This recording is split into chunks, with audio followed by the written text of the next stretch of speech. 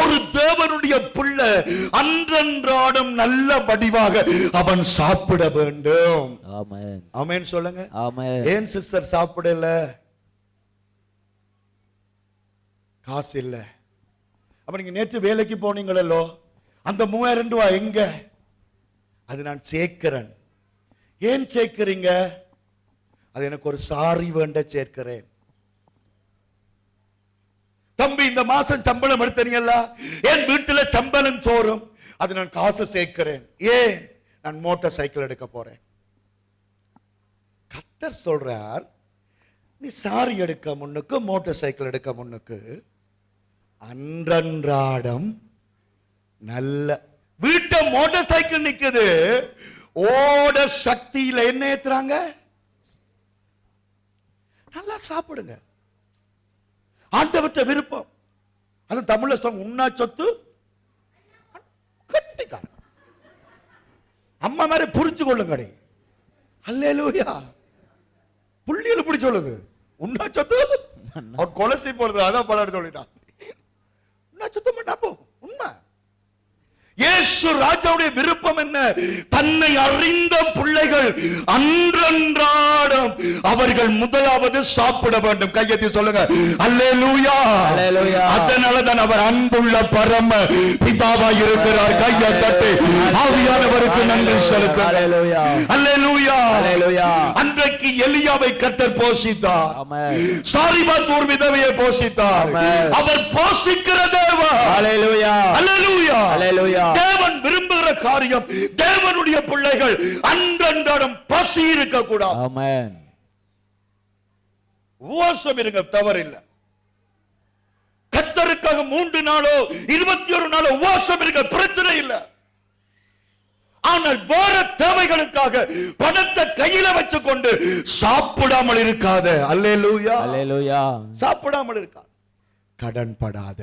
ஆமென். கையை சொல்லுங்க அல்லேலூயா. கடன் படாத. ஆமென்.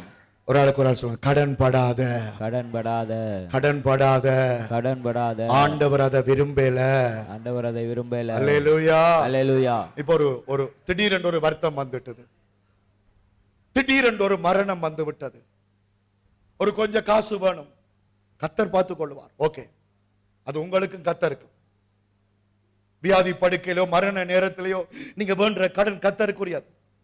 ஆனால் நீங்க வீடு கட்டுவதனாலும் சரி, வீட்டுக்கு சோபா செட் போடுவதனாலும் சரி, மோட்டார் சைக்கிள் வேண்டுவதாலும் சரி, அல்ல ஒரு பிறந்த நாள் கொண்டாடினாலும் சரி, நீ கடன் வேண்டி செய்தால் அது சாபம் என்று கர்த்தருடைய வார்த்தை சொல்லுகிறது.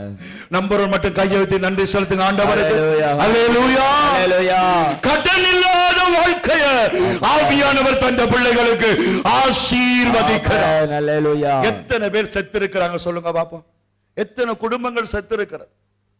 எங்களை மாதிரி இல்ல. வடகாட்டுக்கா கர்த்தருக்கு சோத்திரம். நாங்க அன்றன்றாடம் உழைச்சு சாப்பிட்டு முடிக்கிறோம். ஆனால் வசதியானவங்க இன்றைக்கும் நம்முடைய தேசத்தில் இருக்கிற பிரச்சனைகள், கடன்கள். ஆனால் இந்த பைபிளை தூக்குற எல்லாரும் பைபிளை தூக்குங்க. பைபிள் கொண்டவர்கள் எல்லாம் தூக்குங்க. வலது கையால ஏசப்பா சோத்திரம் சொல்லுங்க. நன்றி அப்பா. ஒரு நாளும் கடன் படாத. ஒரு தொழில் செய்ய போறையா, கடன் பட்டு தொழில் செய்யாத. ஆமென் சொல்லுங்க.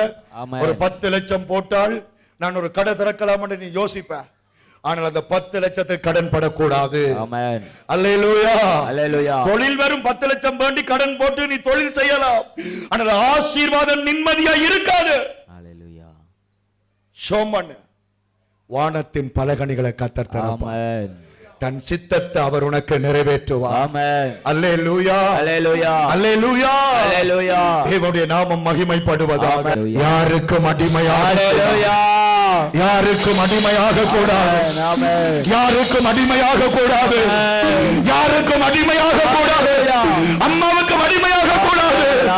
சகோதரத்துக்கு அடிமையாக கூடாது. சொந்த பந்தத்துக்கு அடிமையாக கூடாது. கர்த்தர் உனக்காக யுத்தம் பண்ணுவார். ஆமென். கர்த்தர் உனக்காக யுத்தம் பண்ணுவார். ஆமென். கர்த்தர் உனக்காக யுத்தம் பண்ணுவார். ஆமென். கர்த்தர் உனக்காக யுத்தம் பண்ணுவார். ஆமென். நீ ஒளிச்சு தெரிய கூடாது. அல்லேலூயா. நீ செத்து போக கூடாது. ஆமென். ஒண்ட விட்டு ஒண்டடமா நீ தெரிய கூடாது. கடன் இல்லாத ஒரு ஆசீர்வதிக்கப்பட்ட